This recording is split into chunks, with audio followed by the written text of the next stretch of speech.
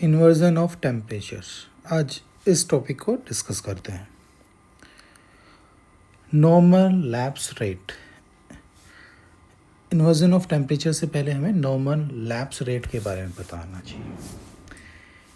ये क्या है कि जैसे कि हाइट इंक्रीज़ करती है वैसे वैसे टेम्परेचर डिक्रीज़ करता है इन ट्रोपोस्फेयर। बट यदि इस कंडीशन को रिवर्स कर दें हम, यानी कि जैसे कि हाइट इंक्रीज़ करे तब हमारा टेम्परेचर भी इंक्रीज़ करने लगे, तो हम उसको इन्वर्टेड नॉर्मल लैप्स रेट कहते हैं, और यह हम कहते हैं inversion of temperature. Inversion of temperature बहुत कॉमन है पूरे अर्थ के सरफेस पे, पोलर एरियाज़ हो या इक्वेटर हो। अब इसके लिए कंडीशंस क्या रिक्वायर्ड हैं इन्वर्जन होने के लिए? पहली चीज़ कि हमारी जो एयर है वो स्टिल होनी चाहिए। सेकंड, क्लियर स्काई होना चाहिए। थर्ड, लॉन्ग और कूल विंटर नाइट होनी चाहिए। ये कंडीशंस हमारी मीट करेंगी तब जाकर हमारा टेम्परेचर इन्वर्जन होगा। अब हमें कूल नाइट क्यों चाहिए, क्लियर स्काई क्यों चाहिए और स्टिल एयर क्यों चाहिए? यदि एयर स्टिल नहीं रहेगी तो एयर हमारी मिक्सअप होती रहेगी तो इन्वर्जन होने के चांसेस नहीं हो पाएंगे, क्योंकि एक स्टेबिलिटी आ जाएगी। यदि हमारी मोमेंट में एयर मोमेंट में रहेगी तो वो टेम्परेचर सब कुछ को बैलेंस आउट करने की कोशिश करेगी हॉरिजेंटली। बट यदि स्टिल होगी तो हमारा टेम्परेचर का इन्वर्जन होगा। अब क्लियर स्काई और लॉन्ग विंटर नाइट, इस चीज़ को हम डिस्कस करते हैं कि लॉन्ग विंटर नाइट हमें क्यों चाहिए, लॉन्ग कूल नाइट हमें क्यों चाहिए। अब ड्यूरिंग द नाइट अर्थ की जो मेजॉरिटी ऑफ हीट है वो जो सन से हमें मिलती है उसको वो रेडिएट ऑफ कर देता है रात को, उसको टाइम मिल जाता है।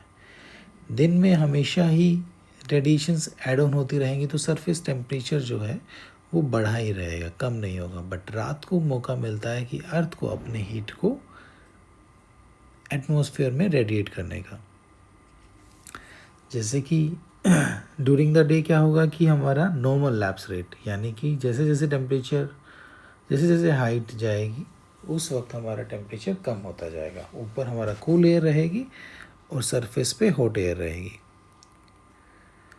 वहीं जैसे ही हमारा नाइट की तरह हम जाएंगे तो अर्थ हमारी जो हॉट सरफेस है वो अपनी रेडिएशंस को एटमॉस्फेयर में रेडिएट करना शुरू कर देगा, और वहीं क्योंकि कूल एयर डेंस होती है तो वो हमारी सिंक करना स्टार्ट कर देगी। नाइट में कंडीशंस इस तरीके से हो जाते हैं कि हॉट एयर हमारा राइज करता है, कूल एयर सिंक करता है, और अर्थ जो हमारी है वो अपनी सारी की सारी एनर्जी को रेडिएट ऑफ करने की कोशिश करता है। इसीलिए हमें कूल नाइट की ज़रूरत है।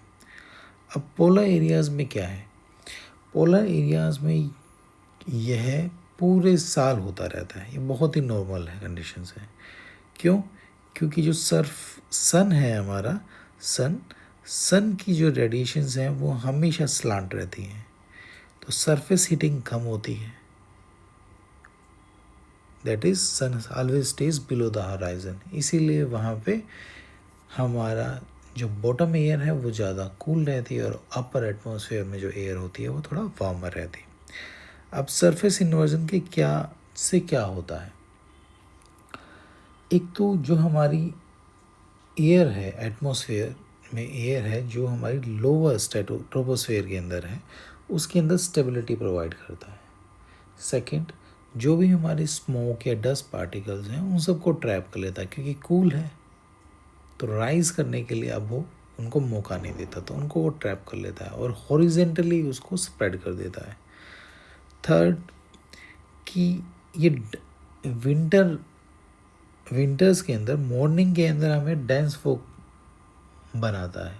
क्यों? क्योंकि सारी एयर तो जो हमारी हॉट एयर थी वो तो रेडिएट हो गई, वो तो ऊपर चली गई, तो नीचे हमारी कूल और डेंस एयर आ गई।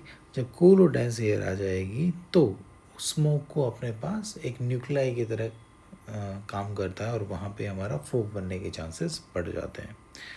अब इन्वर्जन ऑफ टेम्परेचर से एक और टर्म है जो रिलेटेड है, वो है एयर ड्रेनेज। एयर ड्रेनेज क्या होता है, जो हमारी हिल्स या माउंटेन्स के अंदर जो टॉप में जो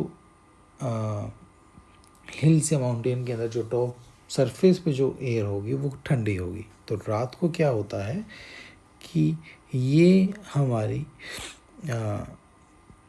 जो एयर्स है, मतलब कूल्ड एयर है, वो हमारी हिल्स के स्लोप से डाउनवर्ड मूवमेंट करने लगती है और वैलीज या सिंक होल्स जो हमारे हैं, कुछ पोर्ट्स हैं, उनके अंदर वो बैठ जाती है। तो जो हमारी वार्म एयर है वो अबोव हो जाती है सरफेस के और कूल एयर हमारी ग्राउंड पे आ जाती है।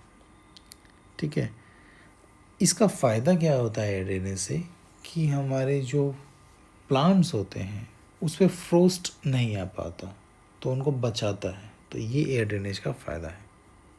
Thank you. Subscribe it if you like it.